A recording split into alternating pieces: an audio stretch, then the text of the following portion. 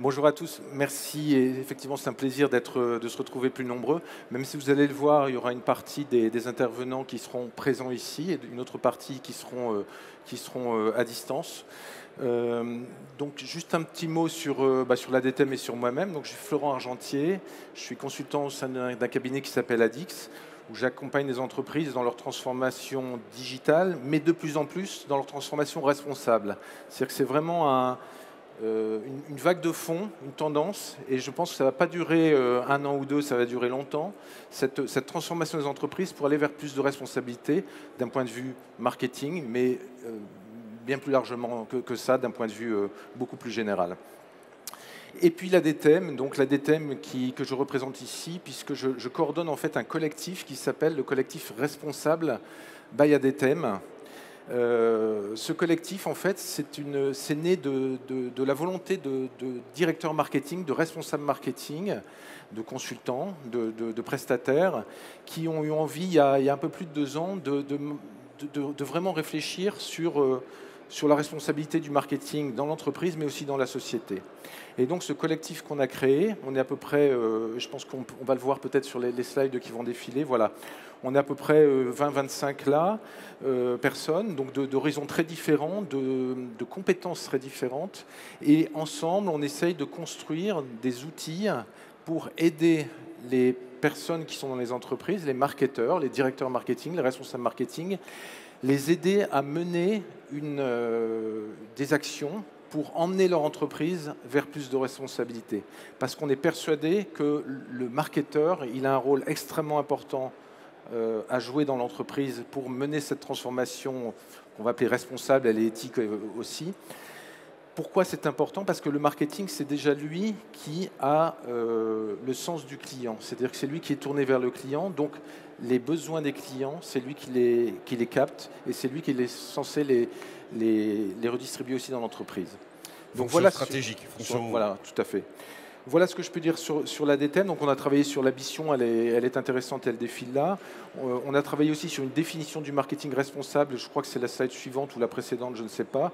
Voilà, que je vous laisse lire et je vous la propose. Elle n'est pas définitive, elle n'est surtout pas définitive, parce que le marketing responsable, c'est quelque chose qui évolue qui finalement. évolue, et on ne peut pas être d'accord avec cette définition. En tout cas, n'hésitez pas à la regarder, à aller la consulter sur le site internet de l'ADTEM.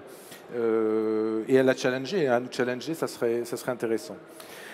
Dans les actions qu'on mène aussi, on travaille sur une boîte à outils, on travaille aussi sur un baromètre du marketing responsable pour essayer de comprendre quel est l'engagement des entreprises par rapport au marketing responsable. Donc ça, c'est un baromètre qui va être lancé incessamment sous peu et dont les résultats seront communiqués, je crois, le 2 juin autour d'une conférence à laquelle je vous propose d'assister. N'hésitez pas à aller voir, toutes les informations sont sur le site. Voilà ce que je peux dire sur responsable by ADTEM.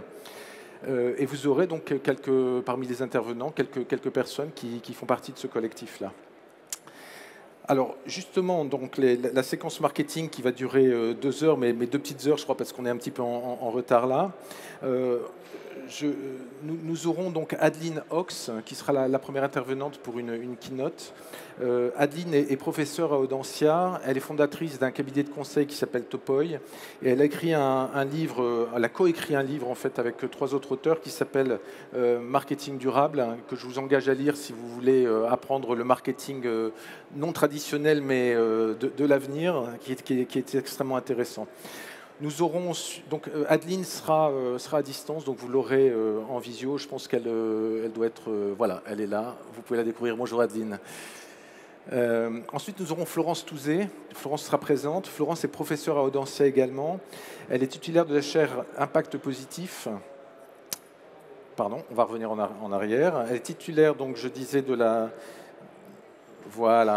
chaire Impact positif. Elle est autrice aussi d'un bouquin que je vous recommande également qui s'appelle Marketing, les illusions perdues. D'accord. Donc voilà, Florence interviendra après. Et ensuite, nous aurons David Garbous, fondateur de Réussir avec un marketing responsable, fondateur d'un cabinet qui s'appelle Unique Conseil. Et David va venir nous donner des exemples très concrets d'actions qui ont été mises en place dans des entreprises en termes de marketing responsable. Donc on sera vraiment dans le concret. Ça, c'est pour la partie keynote. Et pour la partie... ensuite, nous aurons une table ronde.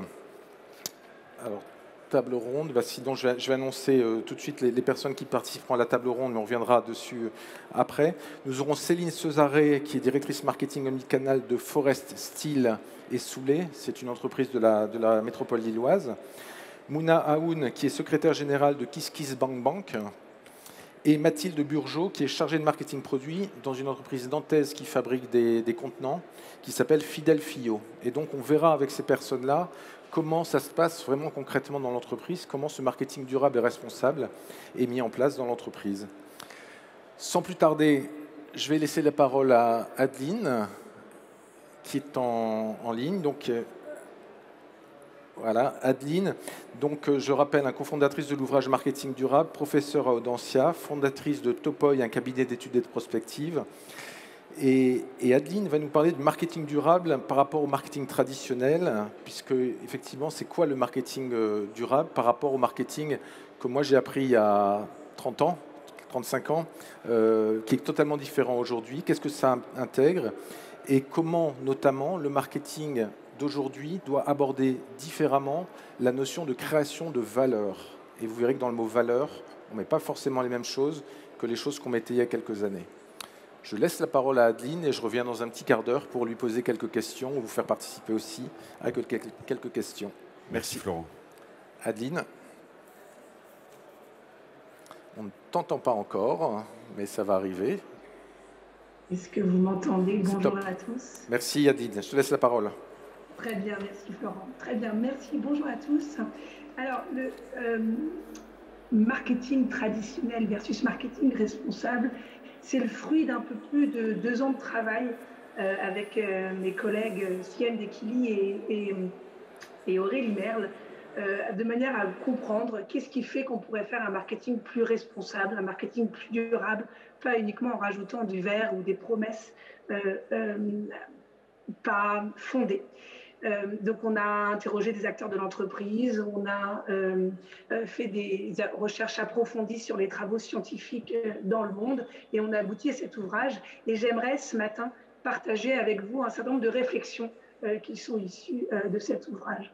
Alors, qu'est-ce que j'aimerais partager avec vous? Il y a un des éléments que je voudrais, à la conclusion à laquelle on va arriver à la fin de ces 15 minutes, c'est de se dire que d'une part, oui, le marketing responsable suppose de revoir de manière structurelle et approfondie la façon dont on fait du marketing, mais qu'elle rejoint, et il est extrêmement important de ne pas oublier un certain nombre de fondamentaux et notamment de valeurs qu'on va appeler valeurs consommateurs. Alors, je vois pas les slides, mais on peut passer à la slide suivante. Alors, juste avant.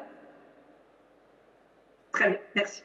Alors, qu'est-ce que le marketing responsable? Alors, marketing responsable, c'est créer de la valeur de manière combinée et systématique à 3 niveaux. La valeur pour l'entreprise, la valeur pour le consommateur et la valeur étendue. Alors, vous allez me dire, bon, ben alors ça, moi, je sais bien, le marketing, par définition, c'est créer de la valeur pour l'entreprise et la valeur pour le consommateur. Qu'est-ce que j'apporte à mon consommateur et dans quelle mesure je crée de la performance qualitative ou quantitative à plus ou moins long terme pour mon entreprise. Ce qui change dans le marketing responsable, c'est ce qu'on appelle la valeur étendue. C'est-à-dire dans quelle mesure, quel va être l'impact de mon produit en termes environnementaux ou en termes sociaux.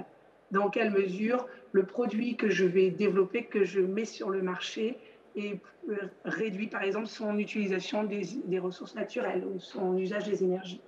Dans quelle mesure, quel est mon impact social sur la relation que j'ai avec mes parties prenantes, la relation que j'ai avec mes producteurs. Qu'est-ce que ça veut dire? Ça veut dire que le marketing aujourd'hui, qui jusqu'à présent s'intéressait uniquement à la valeur intrinsèque du produit, quelle est la couleur du produit, sa marque, sa texture, etc., et bien, il va s'intéresser à des valeurs qui ne sont pas vues par le consommateur, mais qui sont intrinsèques au produit et qui sont extrêmement importantes à prendre en considération. Non seulement elles ne sont pas vues par le consommateur, mais en plus, elles ne concernent pas uniquement le produit directement sur son marché, mais la totalité de ce qu'on appelle la vie du produit. On s'intéresse aussi à son mode de production, à la manière dont il est dans sa fin de vie, par exemple. C'est ce qu'on va voir. Alors, c'est une brique de plus du marketing, mais qui doit s'imbriquer de manière extrêmement cohérente avec les 2 autres valeurs qui sont les valeurs consommateurs et valeurs entreprises. Donc, quelles sont ces implications, quelles sont ces ces impacts. Alors, on peut passer à la slide suivante. Un des premiers impacts, c'est l'impact organisationnel. Le marketing, il ne peut plus travailler de manière indépendante et isolée avec les autres départements. Alors, premier élément, je vous ai mis le logo des prairies bio. Les prairies bio, c'est les deux vaches.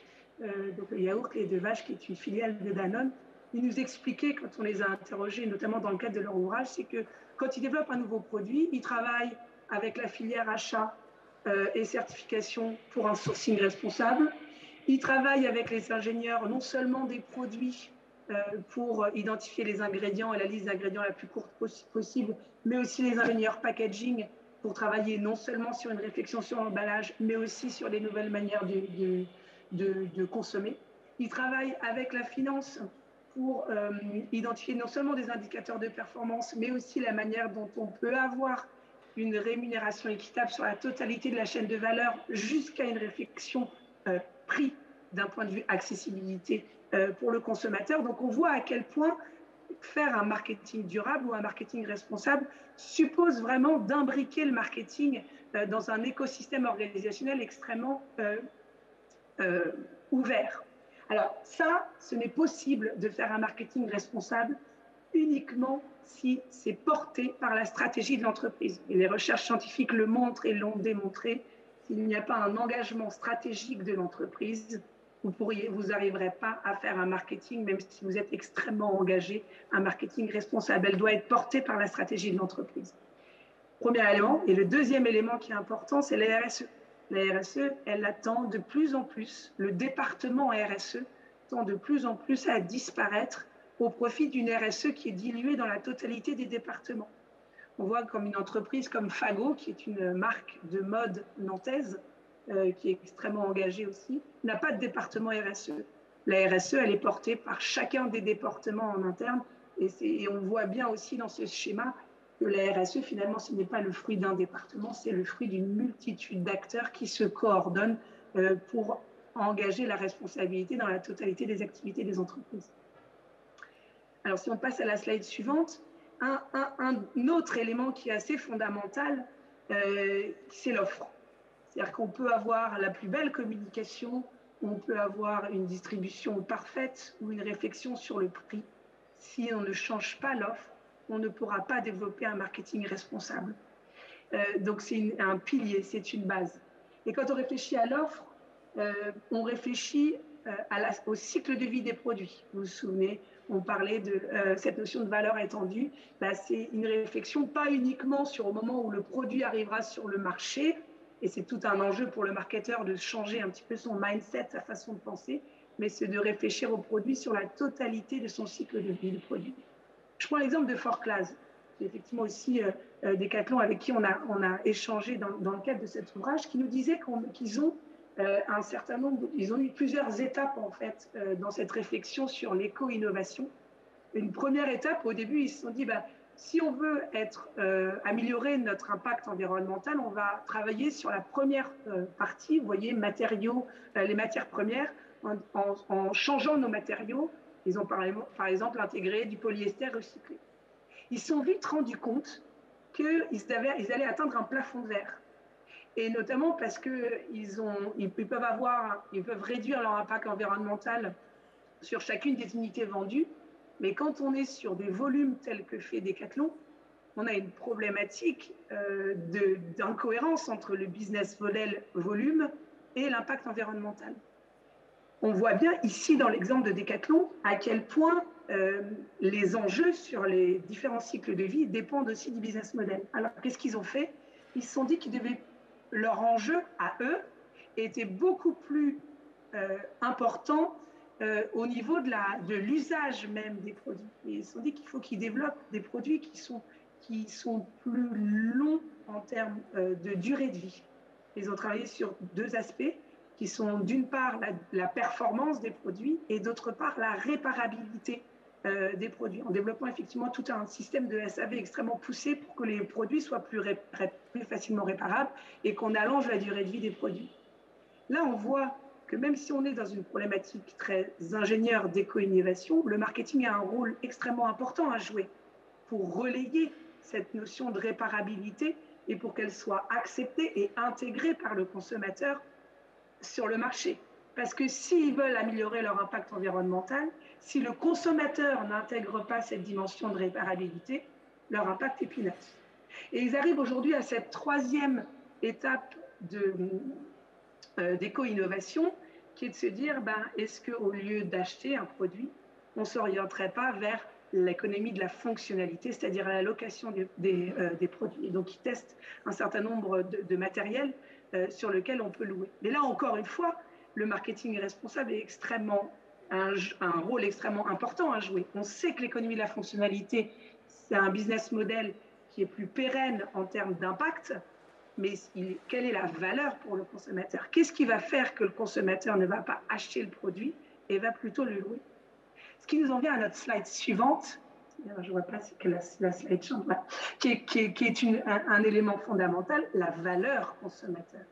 La valeur consommateur qui est un élément de base en marketing et qui, quand on intègre cette notion d'impact, de valeur étendue, on se demande quelle valeur pour le consommateur, quel est l'intérêt, qu'est-ce que ça va m'apporter à moi en tant que consommateur de louer un produit plutôt que de l'acheter ou d'acheter en vrac plutôt que d'acheter un produit avec un packaging. On sait que le vrac est meilleur en termes d'impact environnemental.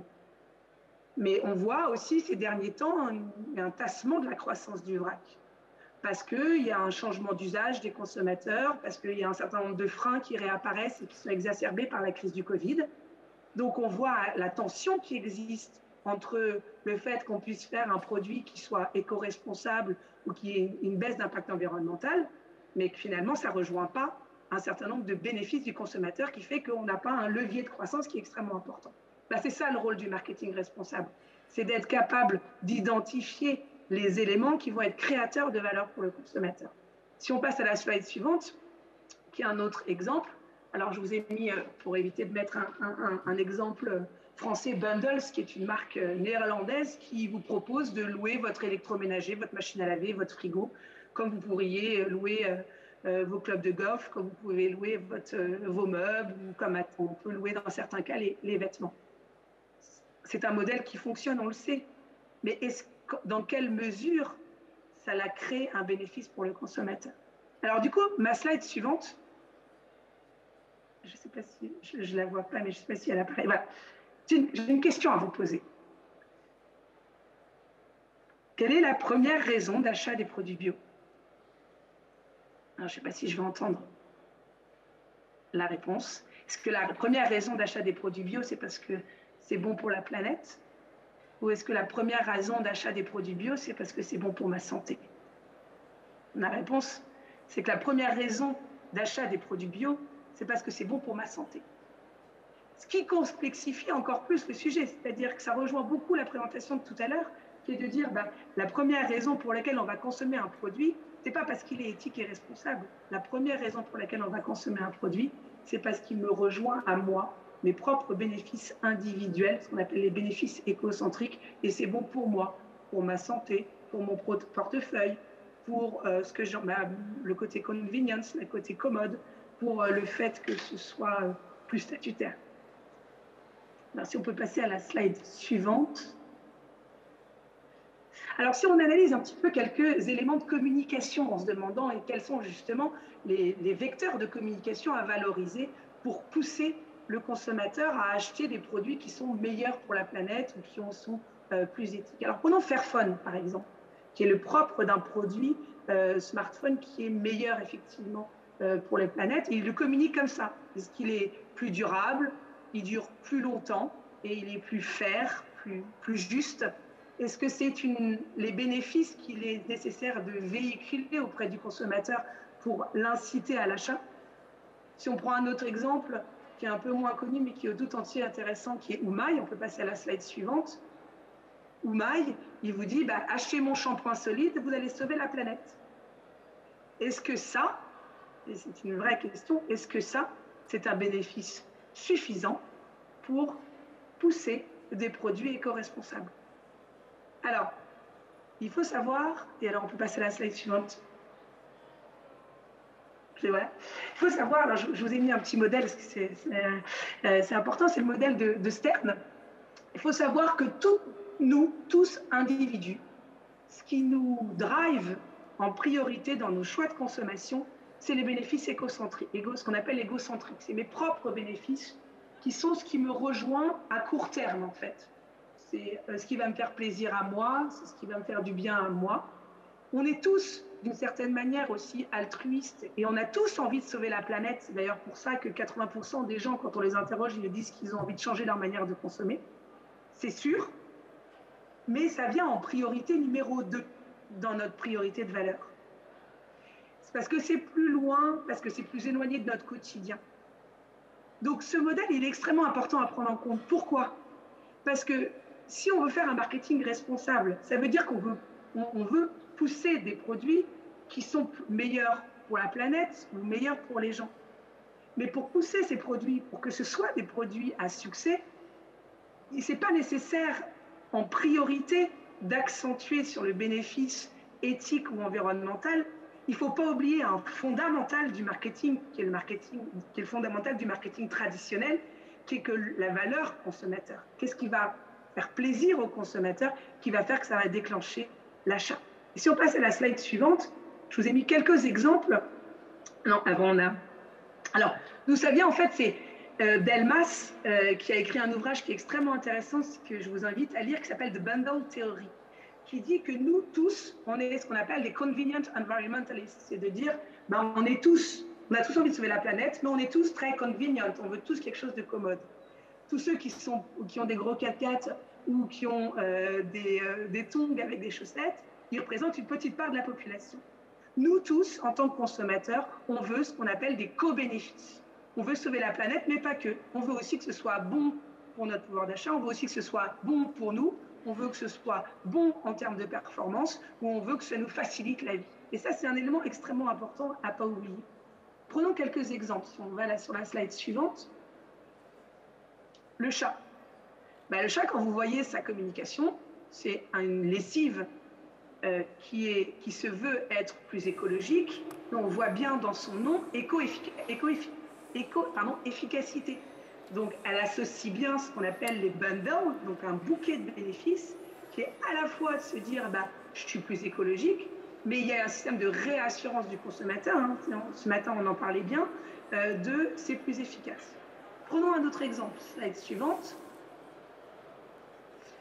C2C. Alors, C2C, c'est une marque de lunettes, hein, c'est une marque d'optique qui fait ses montures de lunettes en utilisant des plastiques issus des déchets plastiques de la mer. Alors, je ne sais pas si vous arrivez à lire le tweet de C2C, mais que je trouve extrêmement pertinent et qui illustre parfaitement cette notion de co-bundle. I've just invested in my first pair of C2C sunglasses. Donc, je viens d'investir dans ma première paire de lunettes. D'abord, le design m'a attiré, et ensuite, l'aspect sustainable, l'aspect durable, et le prix était une surprise. C'est ce que j'appelle un win-win product. Merci. Donc, on voit bien à quel point la notion, ce double aspect de co-bénéfice est extrêmement important dans l'approche, dans le bénéfice consommateur. Si on passe à la slide suivante, back market. Alors, j'ai envie de vous poser une autre question. Qu'est-ce qui fait que si vous avez envie d'acheter un smartphone d'occasion, pourquoi vous n'allez pas sur le bon coin et pourquoi back market est tellement un success story? Back market, on voit bien dans leur communication, c'est un success story. Pourquoi?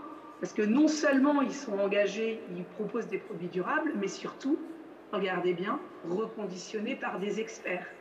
On voit bien le bénéfice égocentrique de la performance, de réassurance de la performance, qui est central dans la communication, puisque c'est ça qui va effectivement déclencher finalement l'achat sur des produits durables. Si on peut passer à la slide suivante. Alors, Too Good To Go est aussi un exemple de success story assez impressionnant et aussi très, très, très bien ficelé en termes de communication, d'un point de vue à la fois B2C, mais aussi d'un point de vue B2B. On n'a pas le temps de le développer, mais quand on voit leur approche de communication, elle est exactement sur ce même principe de co-bénéfice. Qu'est-ce qu'on voit? Too Good To Go réduit le gaspillage, mange à petit prix. Non seulement, si je vais utiliser Too Good To Go j'ai l'impression de réduire mon gaspillage. Mais quand vous interrogez les gens sur la raison pour laquelle ils utilisent Too Good To Go, la première raison, c'est parce qu'ils veulent acheter des choses moins chères, voire même découvrir des choses, donc plaisir hédoniste. Et c'est parce que c'est pratique et facile. Mais le fait qu'en plus, on a l'impression qu'on fait notre part en termes d'impact environnemental, ben, c'est un peu le co-bénéfice et ça accentue finalement la valeur consommateur. Si on passe à la slide suivante. Voilà, alors en résumé de ces éléments, ce que j'aimerais, ce que j'ai essayé le message que j'ai essayé de partager avec vous, c'est que le marketing responsable, il se base sur des fondamentaux à ne pas oublier. Hein, c'est cette notion de valeur consommateur, valeur de l'entreprise, qui doit s'arrimer en fait de manière extrêmement complémentaire et systématique avec la valeur étendue. Et vous voyez à quel point cette notion est difficile à mettre en œuvre, parce on a beau faire un produit qui réduit son impact environnemental ou réduit son impact social, il ne faut surtout pas oublier cette notion de valeur consommateur qui n'est pas forcément en ligne avec les bénéfices environnementaux qu'on a mis en place en interne au sein de l'entreprise. Merci Adeline. Je ne sais pas si on avait fini ou pas. On a fini. On a fini. Adeline, je vais te frustrer, je vais frustrer un petit peu peut-être l'auditoire parce qu'on va pas avoir, on a du retard et on va pas avoir le temps de prendre des questions. Donc c'est moi qui vais te poser juste la dernière question et je vais pas laisser les personnes qui sont présentes ici, que tu ne vois sans doute pas, mais il y a du monde qui te regarde. Moi, ma question elle va être assez simple. C'est en fait, dans ce que tu expliques là, j'ai l'impression que finalement, c'est presque une nouvelle discipline, le marketing qui est enseigné aujourd'hui, par rapport à la discipline qu'on enseignait il y a 15 ans. Oui ou non? Alors, c'est une déconstruction, j'ai envie de dire, pour reconstruire. C'est-à-dire qu'effectivement, nous, on commence toujours une réflexion, on n'a pas eu le temps ce matin, mais avec nos étudiants sur l'impact du marketing traditionnel et en quoi le marketing traditionnel peut pousser à la surconsommation et en quoi le marketing peut être un levier, un outil extrêmement performant pour accompagner la transition écologique. Donc, c'est surtout une déconstruction des idées reçues, ça c'est un premier élément, et aussi de se dire que c'est pas forcément antinomique en fait, marketing et responsabilité, à condition qu'il vienne pas, à condition que ce soit pas la cerise sur le gâteau. Ça suppose un certain nombre d'engagements, non seulement au niveau de l'entreprise et de la manière dont elle est organisée, et en plus au sein du département, de manière extrêmement approfondie, pour que ce soit un marketing qui soit sincère et efficace, et que du coup aussi en bout de ligne, on ne soit pas accusé non plus de greenwashing, de ces éléments qu'on peut entendre en ce moment. En tout cas, merci, un grand merci.